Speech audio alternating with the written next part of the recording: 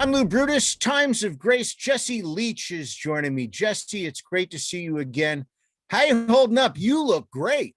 Oh, thanks, man. Yeah, I'm doing all right, brother. Doing all right. Trying to stay healthy and mentally and physically, and excited for this album to finally see the light of day. So I'm doing good, man. How about yourself?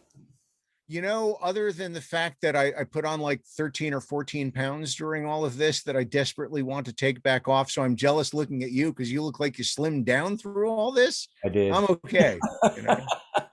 Hey, And man. we'll Never too we'll late. Never too we'll late. dive into the music. How you staying healthy? Both. Let's start physically and then mentally, which is equally as important. How you stay keeping yourself Yeah. fit. I think the mental part comes with the physical part for me. If I don't get out and move or get out in nature, I definitely suffer for it.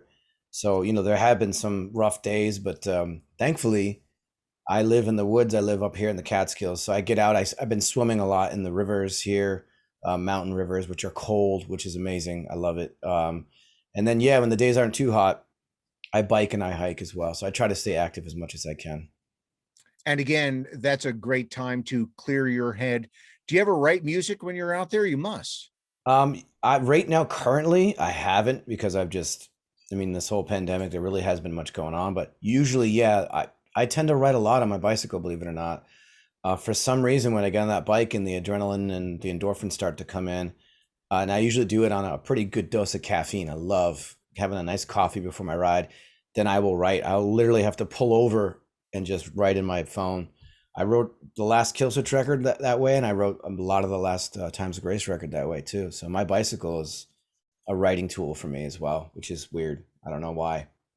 And is it a notebook or are Phone, writing yeah, stuff on your or phone? voice notes, or like, You yeah, know, notes in my phone. It tends to be voice notes because if there's a melody, I can just hum it. So there's a ton of like, cars driving by, wind, and me humming stuff in my phone. There's a ton of that stuff. are you considered a local eccentric? Like, there's that crazy guy. He's got all the ink and he's singing into his phone again. Jesse's gone plum loco. Well, Plum Loco. Well, I live in Woodstock, so You know, I'm actually not the weirdest. There's a ton of people who are much weirder than here. A ton of them.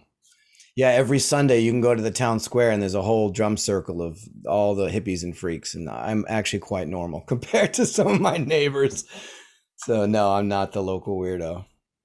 and actually, you know what? I mean, I was being kind of goofy, but you hit on a very serious point. That has been an area that's been a magnet for musicians and artists of all kind for like a century now, I think, right? Yeah, yeah, that's why I gravitated here, I think. And yeah, my neighbors, I got a guy who used to roadie for AC/DC. One of the guys from Clip from Funkadelic, Parliament Funkadelics up here. Dr. No from the Bad Brains. These are all my neighbors. There's a lot of creative types, a lot of artists, a lot of like witchy, eccentric people, yoga people. We got them all. Woodstock is a fun place to live. I love it. It's great. And I would have to think some of the best coffee shops in the world have got to. If a town's going to have great coffee shops, you're going to Yes. find them there. Great coffee. You can get vegan food. You can get Indian food. You can get, a noodle bowl. You can get fine dining. We've got it all here. It's great. And it's funny because since the pandemic, a lot of people in the city have been coming up here. So it's actually expanding a little bit, which is good and bad. It's good because, local business is up, but there's a lot more people here than when I moved up here. But, checks and balances. I'm glad that local businesses are doing well. Excellent. Now then, let's talk about Times of Grace and a bit of histrionics. Give me the background on how this started. And I should preface it by saying that you and many of the other guys that you record with in different bands, you all move around quite a bit and you work on different projects. And not everyone's careers and fellow musicians are always open that way. Sometimes it's far more cloistered than that. Tell me originally how this all came about. Yeah. So this is, years before this record that's coming out now, going on 11 years now. Actually, even before that, I want to say, I think it was 2008 when I initially got the phone call from Adam D, who had thrown his back out on tour with Killswitch Engage. And I was currently living and working in Yonkers, New York, just regular blue collar kind of guy. Um, he said he wrote a record while he was on his back and predominantly in his head. He conceived most of that first record in his head, lying in a hospital bed. Long story short, he asked me to be a part of it, said I need help with lyrics, I need help writing. This is not a Kill Switch thing. This is my own thing. I don't know what it is, but I need your help. Would you help me? And I, of course, was like, oh man, this is amazing. Absolutely. Not only do I get to work with him again, but it's not Kill Switch. It's something completely different. So yeah, I wrote a ton of stuff during 2009, 2010. We got most of it recorded in about an 8-month span. And then it came out in 2011. And the cool thing about Times of Grace, which is different than any other project, it's very much a collaboration. So I'll come in with an idea, Adam will help me, and vice versa. Adam takes lead vocals on some songs and I help him rewrite the lyrics. So it's cool because I get to sort of produce the vocals as far as the lyrics go and stuff like that with him. And then he does that with me naturally. So it's really great. And on this most recent record, it's even more of a collaboration.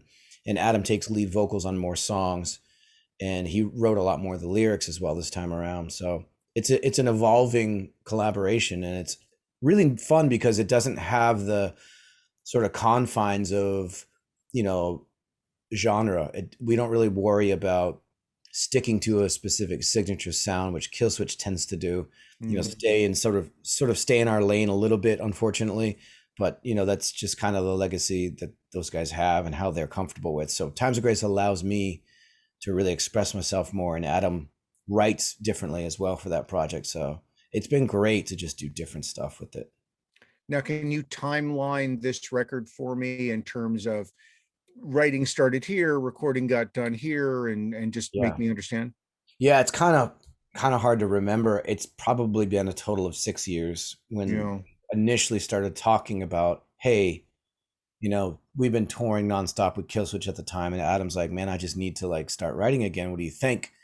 I was like, I can't even imagine getting into a studio right now. We're so because this is in the middle of we're touring like crazy on Incarnate. But as soon as I started hearing those demos, I was like, man, this is different. Burden was one of the first songs I heard, which is kind of got a desert rock, almost a touch country with indie rock vibe to it. That was the first one that really caught my ear. And I was like, this album's going to be awesome. This is so different. So yeah, I wouldn't say at least 2 or 3 years of us just kind of him demoing, us talking, me sort of starting to write lyrics when I had the wherewithal on tour. And then we didn't start really recording it till, man, I don't even know what year it was, but a couple of years ago. So in total, about 6 years. And then the recording process was at least a year, maybe a year and a half. And we did some of it during and before the newest Kill Switch record, Atonement. And the last song we recorded just as we finished Atonement. So it was a long, drawn out process whenever we could fit it in. And that's the thing, we're both such busy dudes. So it was a lot of I'd fly to California, we'd work for a week and a half, then I'd come home for a week, then we'd go on tour. And then he'd go to Massachusetts to visit his family. I'd go out there and meet him. We'd work for 5 days and then we'd go on tour. So just kind of piecemealed it. When it's put together like that, are there ever any worries or challenges in regard to keeping the physical sound of what you're creating consistent? Because obviously you're in different places, it's different times, it's 6 months later. How do you make sure it's coherent? Yeah, I think that's kind of the magic of it too, because I do approach material differently each time around. And I think that's also what helped to diversify the sound and really taking the songs for songs and just writing them as separate songs. And then eventually we stood back and said, well, this is a coherent record.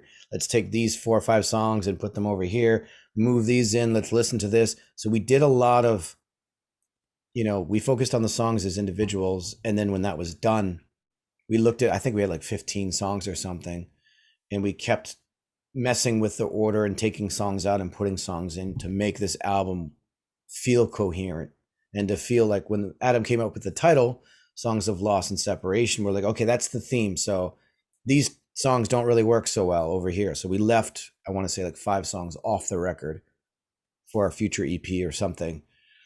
So I like working that way, and it really does help to step away and come back with fresh ears, because there were some songs we would leave slightly unfinished and then go away for 3 months and then revisit it and re-listen to it and be like, oh, wow, I have a new idea for this. Let's switch this around. So I guess you could run the risk of exhausting yourself from overthinking I think that's the Mm. one thing we probably did do a little bit, especially Adam, because once the album was done, I think he reamped the guitars like 9 times, remixed it 5 or 6 times. Like he had too much time to deal with it because we had no deadline. So I think that can tend to be the problem. But on the whole, I love that we're able to just really sit with it. And, I could take these songs home and listen to them and have a different idea or change something where when you've got a deadline, you can't really do that. So it did allow the songs to morph into, I think, more artistic, more thought provoking songs because of that.